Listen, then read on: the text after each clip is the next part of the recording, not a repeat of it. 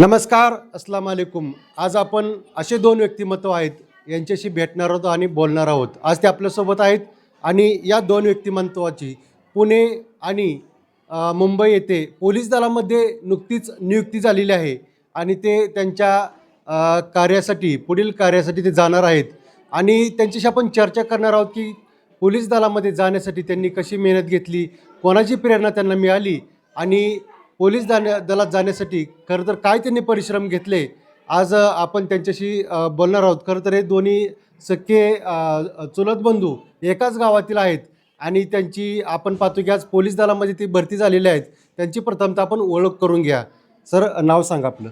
माझं नाव आकिब मनसूर पठाण, राहणार शेरे शिंदेवाडी, तालुका फलटण, जिल्हा सातारा. पठाण सर आहेत. तर आपली कुठे नियुक्ती झालेली आहे? माझी पुणे शहर येथे नियुक्ती झालेली. पठाण सर यांची पुणे शहर येथे नियुक्ती झाली आहे. तर दुसरे आपले पोलीस मित्र आहेत. सर, आपलं नाव सांगा. माझं नाव अमन नाशिर पठाण. माझी मुंबई शहर येथे निवड झाली आहे. मुंबई शहर इथं आपली नियुक्ती झालेली आहे. सर, आज तुम्ही चुलत भाऊ तर एकाच गावातील आहात. काय वाटलं, का तुम्ही पोलीस दलच का निवडावं असं वाटलं, काय सांगताल विषयी? आता चालू वाढणारे गुन्हे आणि जे बेकायदेशीर धंदे आहेत त्यासाठी मग असं बघून वाटत होतं की आपल्याला की आपण या पोलीस क्षेत्रात जाऊन आपण चांगलं काहीतरी करू शकतो. त्यासाठी मग आम्ही पोलीस क्षेत्र निवडलं. पोलीस क्षेत्र तुम्ही निवडलं, चांगली गोष्ट आहे. सर, आपण काय सांगचाल? आज पोलीस क्षेत्र म्हणले की अनेक मुलं या भरतीसाठी प्रयत्न करतात, प्रॅक्टिस करतात, घाम घालतायत, पण त्यांना यश मिळत नाही. आपणाला यश मिळवण्यासाठी तुम्ही काय विशेष मेहनत घेतली, काय सांगचाल? लहानपणीपासूनच आवड होती एक पोलीस भरतीची, आर्मीची. आमच्या गावातल्या शेजारी एक अकॅडमी होती. आम्ही मुलांना पळताना बघायचो. असं वाटायचं की आपलं बी नाव मोठं करावं, आईवडिलांचं बी नाव मोठं करावं, गावाचं बी नाव मोठं करावं. त्यामुळे पोलीस प्रशासनात जाण्यासाठी आम्ही दोघे भाऊ सोबतच प्रॅक्टिस केली आणि सोबतच भरती झालो एकाच ठिकाणी. बरं, सोबत प्रॅक्टिस केली आणि सोबत मेहनत केली. मैदानी चाचणी कशी तुम्ही प्रॅक्टिस करत होता, काय सांगचाल? मैदानी चाचणी इकडं आमच्या गावाशेजारी एक अकॅडमी आहे. त्या अकॅडमीत सराव करत होतो मैदानी चाचणीसाठी. मग ते तो मैदानी चाचणी आणि त्यांनी ह्याचं पूर्ण प्रशिक्षण पोलिसांचं ते करून घेतलं त्यांनी. त्यानंतर मग आम्हाला कोणती अडचण झाली नाही. काय मैदानी चाचणीमध्ये विशेष असा व्यायाम असेल, रनिंग असेल किंवा असं कोणतं विशेष प्रॅक्टिस आपण करत होतो? ते 1600 मीटर एक असते, 100 मीटर आणि गोळाफेक, हे 3 इव्हेंट असतात आता चालू भरतीला 50 मार्काचे. बरं. तर त्यातून मग 1600 20 मार्काला, गोळा 15 मार्काला आणि 100 मीटर 15 मार्काला असं त्याचं डिव्हिजन असते. आणि त्यानंतर ते तिन्हीचं कॉम्बिनेशन तिथं एकदमच करून घेतात सराव. तर कोणतं प्रॅक्टिस जास्त केल्यावरती जास्त हे होतंय, काय सांगचाल मुलांना? प्रॅक्टिस कोणतं जास्त करावं, रनिंग, गोळाफेक का आणखीन दुसरं काय? तसं मग केलं तर सगळंच करावं लागतं. कारण 1600 काही मुलांचं चांगलं असतंय, काही मुलांचा गोळा चांगला असतोय, काही मुलांचा 100 मीटर चांगलं असतंय. त्या तिन्हीचं कॉम्बिनेशन करायसाठी आपल्याला सर्वांनाच थोडा वेळ द्यायला लागतो. नक्कीच हा झाला ग्राउंडचा विषय, मैदानी विषय झाला. परंतु याचबरोबर लेखी विषय पण असतो, पेपर, परीक्षा, अभ्यास हाही विषय असतोय. सर, आपण सांगा, आपण अभ्यास कसा केला, कोणत्या विषयाचा केला, कसे परिश्रम घेतले, काय सांगचाल? पहिल्यांदा सुरुवातीला ग्राउंड जर क्वालिफाय झालं तर एक 100 मार्काचा लेखी पेपर असतो. तर तो लेखी पेपर म्हणजे सातत्य ठेवणं खूप महत्त्वाचं आहे. की असं कमी मार्क पडले म्हणून खचून जायचं नाही, काय करायचं नाही. आम्ही 7 ते 8 तास दररोज अभ्यास करायचो कंटिन्यू. मराठी असू द्या, परत गणित असू द्या, बुद्धिमत्ता असू द्या. कोणाला काय अडचण आली तर दुसऱ्यांना, इतरांना विचारायचो. एकमेकाचे ग्रुप डिस्कशन करायचो. अशा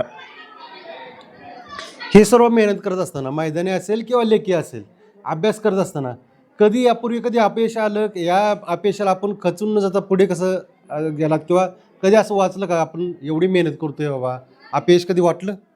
अपयश आलं तर या अगोदर पण आम्ही प्रॅक्टिस करत होतो, पण असं 1-2 मार्कानं राहत होतं. आता 2023 साली SRPFला तिथं 1 मार्कानं वेटिंगला राहिलेलो होतो. मग त्यानंतर असं वाटलं की सोडून द्यावं ही भरती, म्हणजे आपलं काय ह्यात आपण 1-2 मार्कांना सारखंच राहतो या. मग त्यानंतर माझा मित्र सोहेल मुलानी त्यानं मला एक मोटिवेट केलं तिथं की बाबा आपण खचून जाऊन चालणार नाही तिथं. कारण ही क्षेत्र असं आहे की तिथं कंटिन्युअस हे करावं लागतं आपल्याला, असं खचून जायचं नसतं. बरोबर. त्यानंतर मग थोडं प्रॅक्टिस ही चालू केलं, जरा तज्ज्ञांचं मार्गदर्शनही घेतलं आणि त्यानंतर मग यावर्षी सिलेक्शन मिळवलं. नक्कीच मेहनत आणि जिद्द असेल तर कोणतीही गोष्ट अशक्य नाही, हे दोन्ही चुलत भावांनी इथं आपल्याला सांगितलेलं आणि करून दाखवलेलं सुद्धा आहे. आपण दोघंजण मेहनत करत होता. एकमेकांना दोघांना साथ कशी मिळाली, कसं एकमेकाला मार्गदर्शन मिळालं. खरं तर दोघे असल्यावर थोडंसं प्रॅक्टिसला बरं पडतं. पण कशी दोघांनी एकमेकाला मदत केली, काय सांगचाल? सर आम्ही भरतीची सुरुवात मेन म्हणजे 2023 पासून केली. बरं. पहिल्या भरतीत तर म्हणजे ग्राउंडच क्वालिफाय झालं नाही सर, कमी मार्क पडले. त्यामुळं मग पुढच्या भरतीची तयारी केली. पुढच्या भरतीत तो 1 मार्कानं राहिला आणि मी 4 मार्कानं राहिलो. त्यामुळे असं वाटायचं की आता सोडून द्यावं, घरचं बघावं काहीतरी. पण अशीच एकमेकाला साथ देत म्हणलं आता नवीन भरती पडली तर म्हणलं एवढी भरती ट्राय करूयात आपण, झालं तर ठीक आहे, नाहीतर मग पुढे करू. मग मेहनत घेतली चांगली, एकमेकांना सांगत होतो हे कर ते कर. कुठं कमी पडलं तर तो मला सांगायचा, मी कमी पडलं तर तो सांगायचा मला. असं करत करत मग आम्ही त्यानं पुण्याला फॉर्म भरला, मी मुंबईला फॉर्म भरला आणि मग या भरतीत आमचं दोघांचं बी सिलेक्शन होऊन गेलं. आता आपण पाहतोय तुमचं सिलेक्शन झालं. हे सर्व करत असताना कुटुंब असेल, आईवडील असतील, पाहुणे असतील, यांचं मार्गदर्शन की यांचं योगदान काय याच्यामध्ये? आईवडिलांचं कष्ट त्यांचं जास्तच आहे आमच्या मागं. म्हणजे लहानपणापासून त्यांनी आम्हाला चांगलं शिक्षण दिलेलं आहे. तर त्यांनी पण त्यांचं पण फक्त एक म्हणणं होतं की तुम्हाला जे वाटेल ते करा, पैशाचं काय असं तुम्ही काय टेन्शन घेऊ नका, तुम्हाला वाटेल तेवढा खर्च करा, आम्ही तयार आहे. फक्त तुम्ही तुमच्या जिद्दीनं आणि तुमच्या जोरावर तुम्ही लढत राहा. असं कुटुंबाचं बी मागून आम्हाला सपोर्ट होता चांगला. आणि असं गावातल्या लोकांचा म्हणा, असं म्हणा की कुणी असं काय आम्हाला हे करत नव्हतं की बाबा तुम्ही होणारच नाही, असं म्हणजे सगळेजण मोटिवेशन करत होते. म्हणजे मित्र असतील, कुटुंब असेल आणि आपले नातेवाईक. नक्कीच सर्वांनी सपोर्ट केला, नातेवाईक असतील, कुटुंब असतील, सर्व असतील, शिक्षक असतील, त्याचबरोबर तुमचे गुरुवर्य असतील. खरं तर मार्गदर्शन आणखीन कसं मिळालं तुम्हाला? मार्गदर्शन चांगलंच मिळालं गुरुवाऱ्यांकडून पण आणि फॅमिलीकडून पण. फॅमिलीचा बी सपोर्ट खूप होता आणि शिक्षक पण सपोर्ट करायचे आम्हाला. काय चुकत असलं तर ते पण सांगायचे आम्हाला, हे असं कर. फॅमिलीचा सपोर्ट पण खूप होता आणि शिक्षकांचा पण सपोर्ट खूप होता, कारण त्यांचे पण आम्ही क्लास केलेत, ग्राउंडला बी जायला व्यवस्थित केले, ते सपोर्ट करायचे. शाळा अकॅडमी पण पहिल्यापासूनच. नक्कीच आपण दोघेजण भरती झाला, हा निकाल आला असेल, हा आनंदाचा क्षण पहिल्यांदा ऐकलं की बाबा आपण भरती झालो, त्यावेळेस तुमची रिॲक्शन कशी होती? तो क्षण कसा होता? मग आमचा रिझल्ट 7 एप्रिलला लागला. त्यावेळेस मी पुण्यातच होतो आणि म्हणजे आमचा निकाल रातच्या 1-1:30 वाजता लागला काहीतरी, 1:30च्या सुमारास लागला. आणि सर्वप्रथम ह्याचाच मला कॉल आला होता अमनचा की अरे असं असं सिलेक्शन झालं आहे तुझं आणि लिस्ट पडली आहे. बरं. मग मला तर काय विश्वासच बसत नव्हता. मग मी ते झोपेतच होतो आणि म्हणलं आता काय, म्हणलं हे म्हणलं बघावं. मग तिथनं रूममधून बाहेर आलो आणि चेक केला रिझल्ट की यायला आपलं नाव आले. मग तिथं आपलं नाव बघितल्यानंतर मग परत ह्याला फोन केला की आलं आहे बाबा, झालं सिलेक्शन म्हणून. आणि तोपर्यंत मग घरच्यांना पण त्यानंतर रातच्या 1:30 वाजता कॉल केला की असं असं झालं आहे, आपलं सिलेक्शन झालं आहे पुण्याला. आणि तिथून पुढं मग सर्वांना कॉल केले. नक्कीच पहिला आनंदाचा क्षण तुम्ही सांगितलं तुमच्या चुलत भावाला. हे सांगितल्यानंतर तुमचे आईवडील, पै पाहुणे, मित्रपरिवार यांच्यामध्ये एक वेगळंच आनंदाचं वातावरण तयार झालं असेल. हो, मी पहिल्यांदा म्हणजे रात्री 1-1:30 वाजता मित्राचा मला कॉल आलता की पुणे शहरचा निकाल लागला आहे. मग पुणे शहरला मला लक्षात आलं की माझा भाऊ पुण्याला फॉर्म भरला होता त्यानं. मग मी त्याला फोन केला की पुणे शहरचा निकाल लागला आहे, चेक करून घ्या, तुझं नाव आलं आहे का. म्हणजे कन्फर्म होतं लागणारच आहे, फक्त आम्ही निकालाची वाट बघत होतो. मग मी त्याच्या 1:30 वाजता त्याच्या वडिलांना फोन केला की पोलीस झाला, निकाल लागला आहे म्हणून. माझा फोन आलेल्या त्याच्या वडिलांना असं वाटलं की बाबा मला काय झालं काय, म्हणजे एवढ्या रात्रीचा फोन केला आहे, ह्याच्या पोटात दुखतंय काय म्हणून ते थोडे वेले. नंतर सांगितलं तसं काय नाही म्हणलं, की पोलीस झाला आहे म्हणलं, त्याचा निकाल लागला आहे. त्यामुळं मग त्यांना सांगितलं, त्यांना बी आनंद खूप झाला. मग आता तुम्ही दोघेजण एकाच गावातील, तुम्ही पोलीस झाला. आता आपण समाजामध्ये पाहतोय, महाराष्ट्रामध्ये पण पाहतोय, थोडंसं पोलीस म्हटलं की मोठी जबाबदारी आपल्यावर पडते.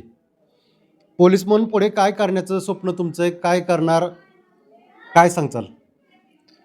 पोलीसमध्ये आता करण्याजोगं तर खूप आहे, पण आता जशी वरिष्ठांची साथ असेल आणि सर्व अधिकाऱ्यांसोबत मिळून आता ते जर सांगतील आपल्याला त्याच हिशोबानं हे करायचं आहे ना.